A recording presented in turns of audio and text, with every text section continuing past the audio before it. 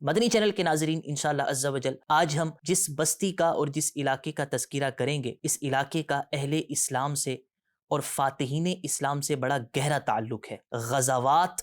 کا جو پورا فلسفہ ہے اس سے اس علاقے کا بڑا گہرا تعلق ہے، اور تمام جو کفار تھے جو اہل اسلام سے مرعوب ہوئے،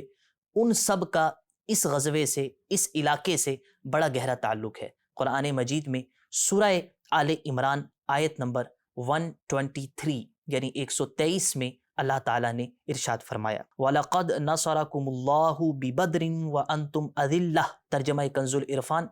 اور بے شک اللہ نے بدر میں تمہاری مدد کی جب تم بالکل بے سر و سامان تھے، تو اللہ سے ڈرتے رہو تاکہ تم شکر گزار بن جاؤ۔ اس آیت مبارکہ میں اللہ تعالیٰ نے مقام بدر کا تذکرہ کیا۔ مقام بدر ایسا علاقہ ہے کہ ہم اہل اسلام میں سے بچے بچے کو اس کا نام معلوم ہے۔ 17 رمضان المبارک کو یہاں پر عظیم غزوہ پیش آیا، اور مسلمانوں نے کفار پر، بلکہ عالم کفر تھا اس پورے کے پورے کفار پر ہی گویا کہ غلبہ حاصل کیا، اور اسلام کو فتح اور عروج نصیب ہوا۔ یہ جو مقام بدر ہے علاقائی اعتبار سے مدینہ منورہ سے جنوب مغرب میں 155 کلومیٹرز یعنی 155 کلومیٹر کے فاصلے پر ہے۔ آج بھی جو زائرین، معتمرین، حجاج کرام مکہ مدینہ کی حاضری دیتے ہیں، تو جب بھی وہ مدینہ منورہ حاضر ہوتے ہیں تو اکثر بدر شریف بھی حاضری کے لیے جاتے ہیں، اور وہاں کے مزارات پر فاتحہ خوانی کرتے ہیں، جو کہ نہایت عمدہ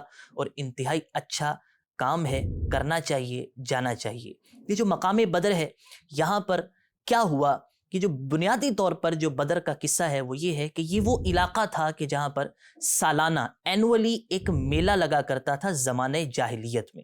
اور اس کے بعد بالخصوص جو اس علاقے کا بدر نام پڑا اس کی وجہ یہ تھی کہ اسی علاقے کے اندر اس زمانے میں ایک کنواں ہوا کرتا تھا، اس کنویں کے مالک کا نام بدر تھا، تو اس کنویں کے مالک کے نام کی وجہ سے اس علاقے کا نام بھی بدر پڑ گیا، اور لوگ اس کو بدر کہا کرتے تھے۔ اصل میں جو صحرائی علاقہ ہوتا ہے وہاں پر پانی کے کنویں کی بڑی اہمیت ہوتی ہے، اور جو پانی کا کنواں جس بندے کی ملکیت میں ہوتا ہے وہ بڑے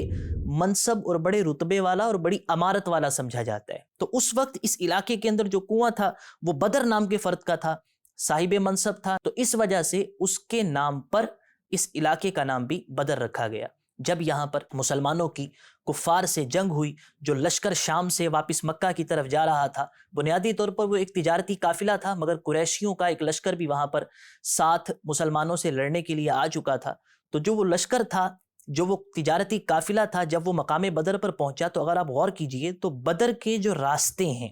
وہ 3 ہیں۔ پہلا راستہ جو ہے وہ جنوبی طرف العدوۃ القصویٰ کے نام سے ہے، دوسرا راستہ شمالی طرف العدوۃ الدنیا کے نام سے ہے، اور العدوۃ الدنیا جو شمالی راستہ ہے اس کے بالکل ساتھ ہی مشرقی طرف وہ راستہ ہے جو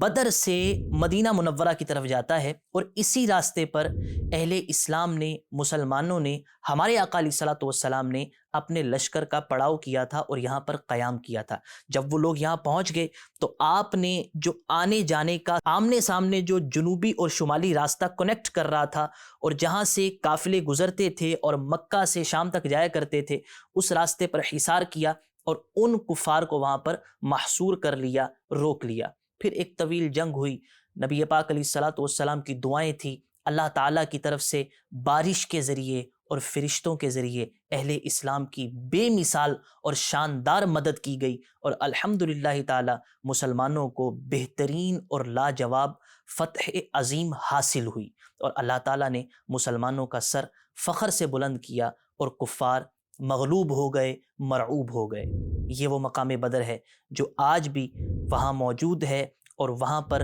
شہدائے بدر کے مزارات بھی ہیں، وہاں وہ معرکے کا میدان بھی موجود ہے۔ حاضرین اور زائرین وہاں پر جاتے ہیں۔ اللہ تعالیٰ مجھے، آپ سب کو بار بار مکہ پاک مدینہ منورہ کی حاضری عطا فرمائے، مقام بدر کی حاضری عطا فرمائے، شہدائے بدر کے قدموں میں حاضر ہونے کی توفیق عطا فرمائے۔ آمین بجاہ النبی الامین وصلی اللہ تعالی علیہ وآلہ وسلم۔